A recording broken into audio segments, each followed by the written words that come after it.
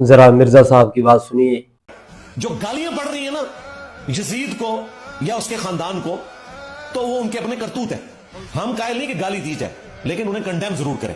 اہل بیت سے ٹکر لی، وقتی طور پہ وہ جنگ جیت گئے دنیاوی اسباب میں۔ یہ تو بتا دیا آپ نے کہ جو ہے نا ان کی یہ جرائم تھے، اسی وجہ سے ان کو گالیاں مل رہی ہیں، اور آپ نے ان کا کون سا دفاع کیا ہے کہ لوگ ان کو گالیاں دے رہے ہیں؟ لیکن آپ مجھے یہ بتائیں کہ حضرت ابو بکر رضی اللہ تعالیٰ عنہ، حضرت عمر فاروق رضی اللہ تعالیٰ عنہ، حضرت عثمان غنی رضی اللہ تعالیٰ عنہ، انہوں نے کیا کیا تھا حضرت علی رضی اللہ تعالیٰ عنہ کے ساتھ، حسن حسین رضی اللہ تعالیٰ عنہ کے ساتھ ان لوگوں نے کیا کیا ہوا تھا؟ ان کو بھی برا بھلا کہا جا رہا ہے۔ کس وجہ سے ان کو جو ہے نا برا بھلا کہا جا رہا ہے؟ حضرت ابو بکر رضی اللہ تعالیٰ عنہ کے بارے میں، حضرت ابو بکر رضی اللہ تعالیٰ عنہ کو، حضرت عمر فاروق کو، حضرت عثمان غنی کو یہ لوگ کیوں برا بھلا کہتے ہیں؟ تو ان کے لیے آپ کی غیرت نہیں جاگتی ہے؟ آپ کی غیرت کو جوش نہیں آتا؟ آپ کے اندر ایمان کا کوئی جذبہ نہیں ہے جو پیدا ہو جائے؟ دیانتداری سے بات کر رہے ہیں آپ، دیانتداری سے لوگوں کو دین سمجھا رہے ہیں؟ نہیں، بالکل آپ خیانت کر رہے ہیں۔ آپ ایک طرف ہیں، دو طرف نہیں ہے۔ آپ خیانت کر رہے ہیں دین کے اندر۔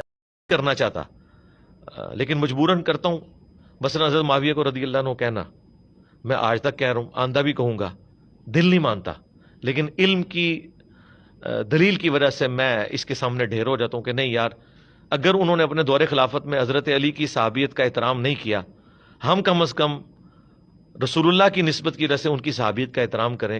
مجبوری بھی ابلیس والی ہے، ابلیس لوگوں کو خود آگے اٹھاتا ہے کہ یہ نیک کام ہے، اس کو کر لو، تو وہ بندہ حیران ہو جاتا ہے کہ تو اسی طرح آپ کی بھی مجبوری ہے کہ آپ لوگوں کو بولتے ہیں کہ رضی اللہ تعالیٰ عنہ، حضرت امیر معاویہ رضی اللہ تعالیٰ عنہ، کیونکہ آپ دل سے تو کہتے نہیں ہیں، بولتے ہیں کہ بس میں مجبور ہوں۔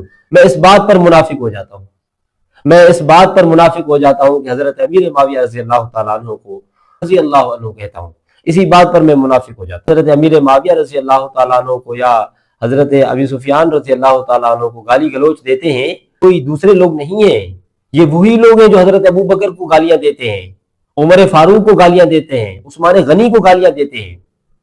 آپ کی عقل میں فطور ہے تو رہنے دیں۔ صدیق تو حضرت علی رضی اللہ تعالیٰ عنہ سے زیادہ حضرت ابو بکر، حضرت عمر، حضرت عثمان غنی رضی اللہ تعالیٰ عنہ کا مقام ہے۔